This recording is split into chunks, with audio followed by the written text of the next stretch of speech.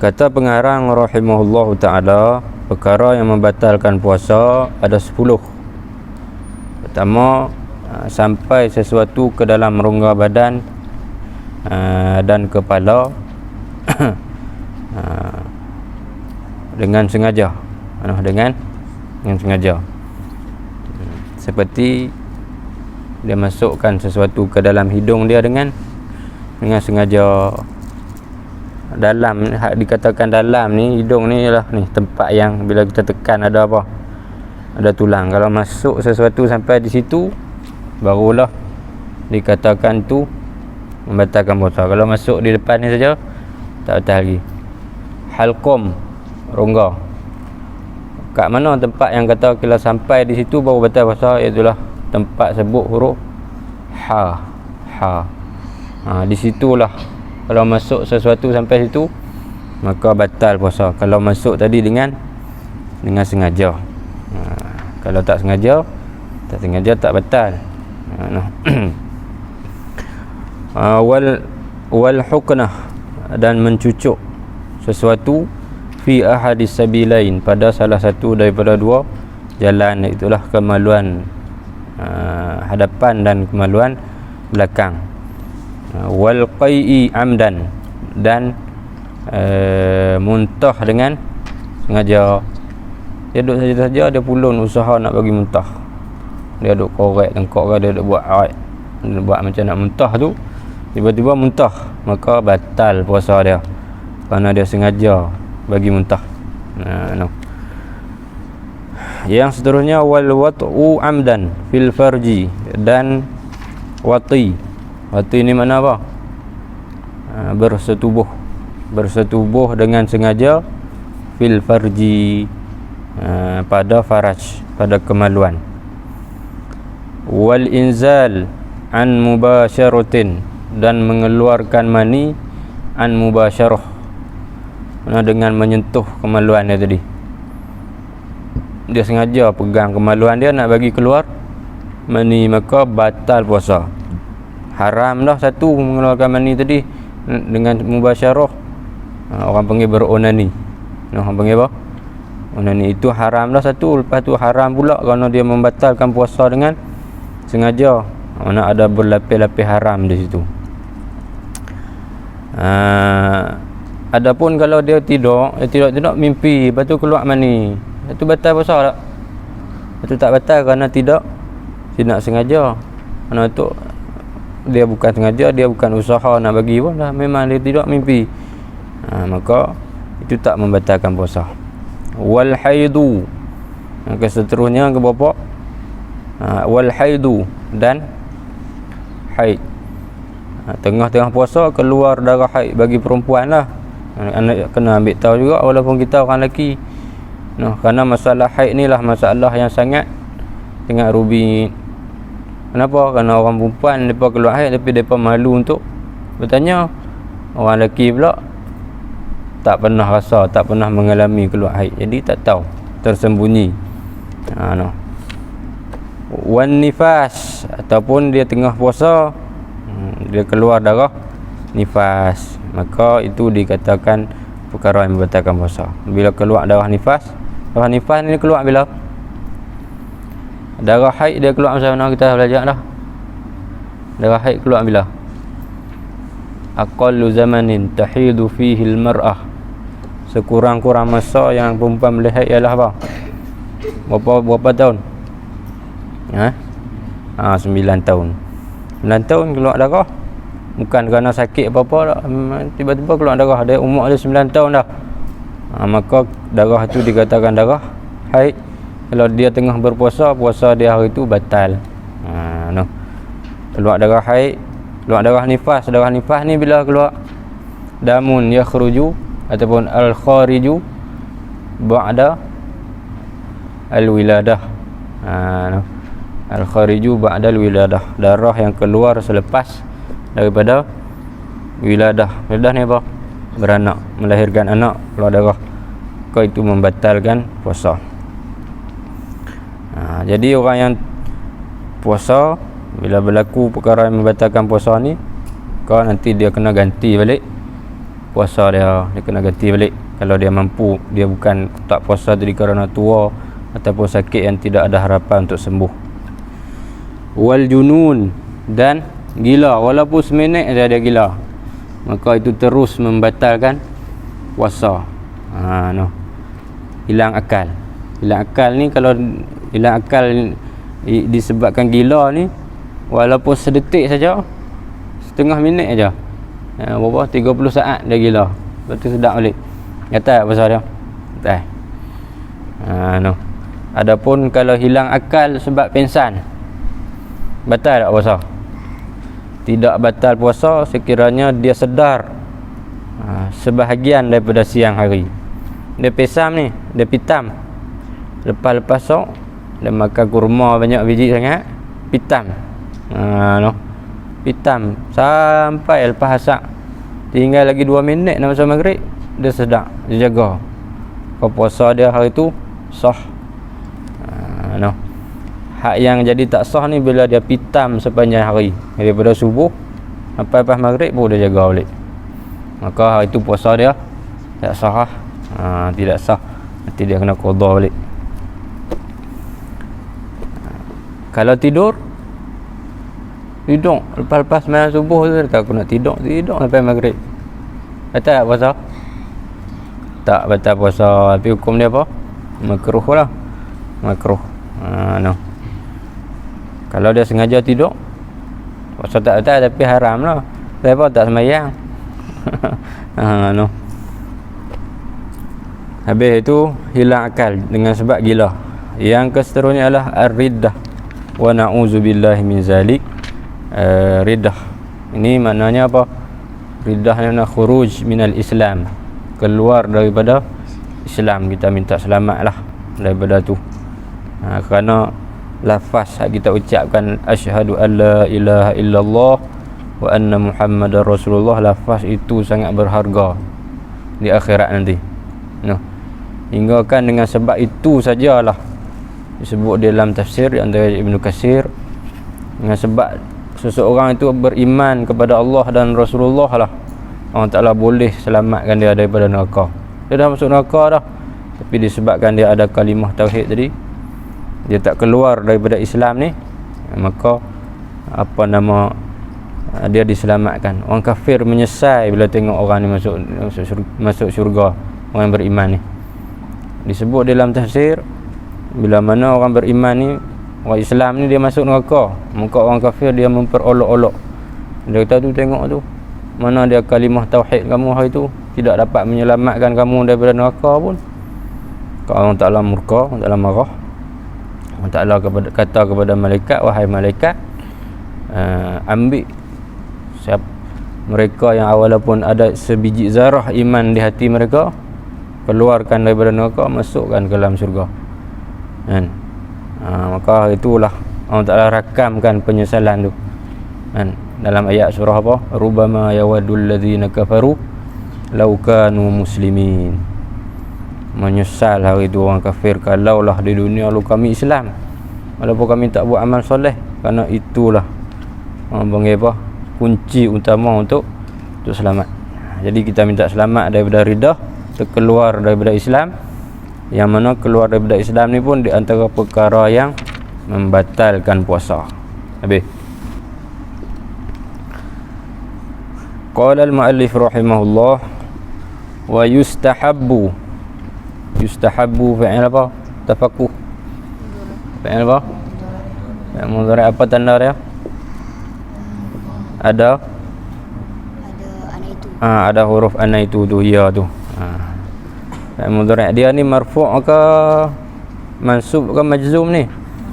Marfu'. Kenapa dia dibaca dengan marfu'? Kerana tidak ada apa-apa amal. Yustahabbu. Wa yustahabbu fis sawmi, dan disunatkan.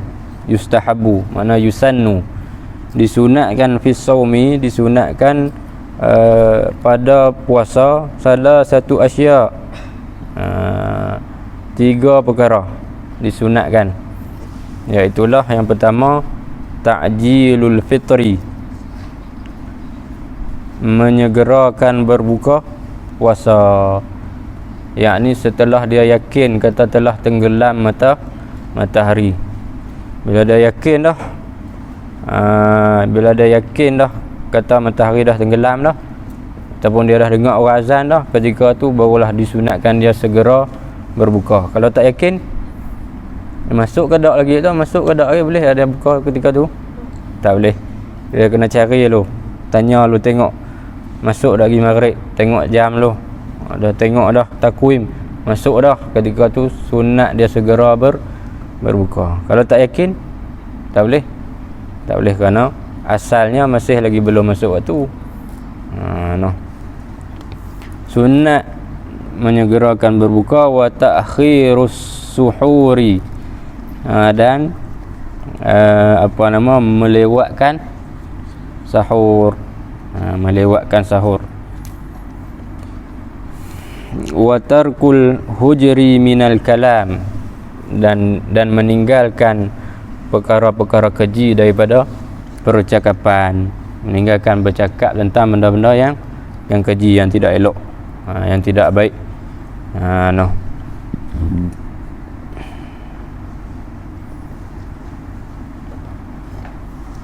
Ketika dia puasa sunat mana sangat-sangat dituntut meninggalkan perkara keji yang tak baik ni, perkataan-perkataan yang tak baik ni. Sunat dari segi dia tengah puasa tu. Adapun kalau dia bercakap tak baik, tu hukum dia apa? Haram lah. Cakap benda yang haram, benda yang tak baik, mengata kepada orang, memaki hamun orang, itu haram. Tapi kalau dipandang pada di segi dia sedang berpuasa, sangat-sangat digalakkan dia tinggal benda tu. Kalau dia buat, bukan makruh, haram lah meninggalkan buat benda tu. Bercakap keji ni. Maka sebab tu di dalam hadis disebut, kalau dia apabila seseorang kamu tengah berpuasa, tiba-tiba ada mai seorang, syatamahu ahadun, mai seseorang dia mengata kepada kita, nak cari pasal kepada kita, ataupun qatalahu ahadun, dia nak bergaduh dengan kita, ketika tu kita kata apa? Sunat kita kata apa? Inni shaimun, atau inni imra'un shaimun, aku sedang puasa, tak mau kawan mai nak berkongsi, nak kata kat orang lain, kita kata ada inni shaimun, aku tengah puasa, tak mau cakap benda yang tak elok, ataupun kita kata inni shaim, bagi dia dengar, bagi dia teringat balik, kata dia pun sebenarnya tengah puasa. Jangan mengata kepada orang, jangan bercakap perkara-perkara yang keji. Kalau puasa sunat, orang tak tahu kata kita tengah puasa, tiba-tiba dia mai kata kat kita, ataupun dia mai nak bergaduh dengan kita, ketika tu kita pun katalah di dalam hati kita, inni shaim, aku tengah puasa, aku tak mau layan benda ni, tak mau layan perkara-perkara yang boleh membatalkan pahala puasa. Ada soalan?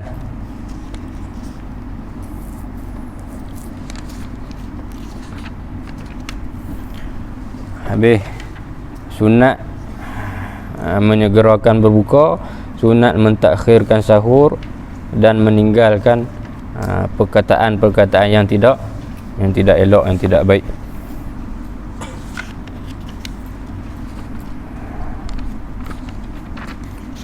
Kemudian sunat juga seseorang itu ketika dia bertengah puasa, digalakkan kepada dia untuk banyak banyak berzikir, betul, banyak beriktikaf di dalam masjid sunat. Bila kita tengah puasa nanti rehat-rehat tu, nak makan tak boleh, pergi duduk dalam masjid dengan sembang, duduk dalam masjid tahdir ke, baca Quran ke, baca perkara yang berfaedah lah, dan niatlah beriktikaf di dalam masjid. Ni masjid kita ni pun boleh niat beriktikaf. Setiap kali kita masuk tu niat, kata sahaja aku beriktikaf di dalam masjid ini kerana Allah. Dia duduk saja pun tak apa, dapat pahala. Habis kat tu. Habis. Jadi sebelum kita berhenti, ini ada satu hadis yang kita dah baca dah tadi, di awal-awal tadi. Kita ingatkan sekali lagi, Ada satu hadis yang diriwayatkan daripada Abi Hurairah, disebut oleh Imam Nasa'i dalam kitab dia, disebut oleh Imam Ibnu Majah dalam sunan dia. Itulah hadis yang mengatakan daripada Abi Hurairah, Rasulullah sallallahu alaihi wasallam mengatakan, rubba sha'imin laisa lahu min siyamihi illa al-ju'u. Tidak rubba sha'imin, banyak, ramai. Rubba tu makna rubba kadang-kadang dengan makna banyak. Rubba ni ada dua makna. Kalau dalam bahasa Arab, rubba ada dua makna. Kadang-kadang rubba memberi makna banyak, ramai. Kadang-kadang rubba memberi makna sikit.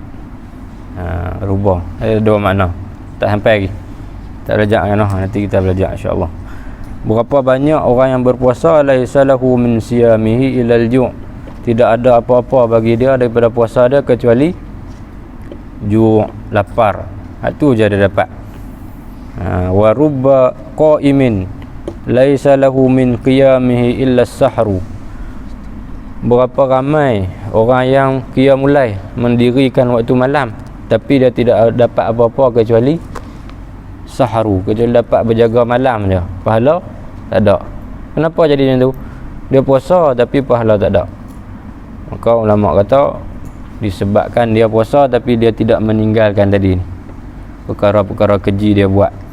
Dia hanya puasa pada zahir saja, pada batin dia tak puasa.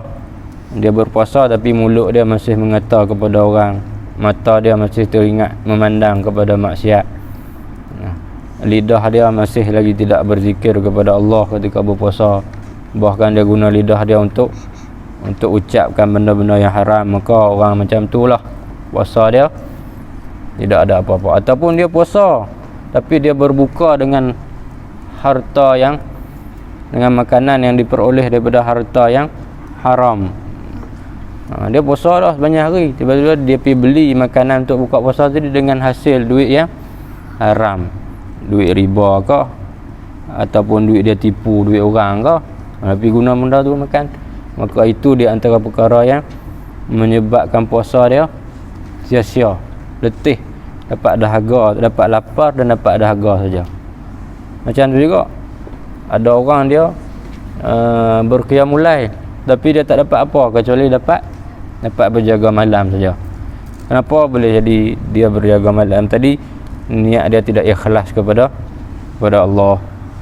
Boleh jadi dia berjaga malam tadi tapi dia gunakan pakaian, dia gunakan tempat dia berjaga malam tadi secara tidak betul. Dia rampas baju kawan dia pakai baju tu, dia curi baju kawan dia pakai baju tu lah untuk dia buat qiyamul lail. Maka qiyamul lail dia tadi sia-sia, ada apa? Kerana ada berlaku benda haram. Maka macam tu lah juga puasa. Sama-sama kita jaga. Nak masuk bulan puasa ni, bulan yang penuh dengan rahmat daripada Allah Subhanahu Wa Taala, bulan yang penuh dengan keampunan. Sama-sama doa mudah-mudahan kita selamat daripada neraka, kita berjaya kepada syurga Allah Subhanahu Wa Taala. Amin. Kita berhenti tentu. Habis tak ada soalan noh. Wa sallallahu ala sayyidina Muhammad wa ala alihi wa sahbihi wasallam. Walhamdulillahi rabbil alamin.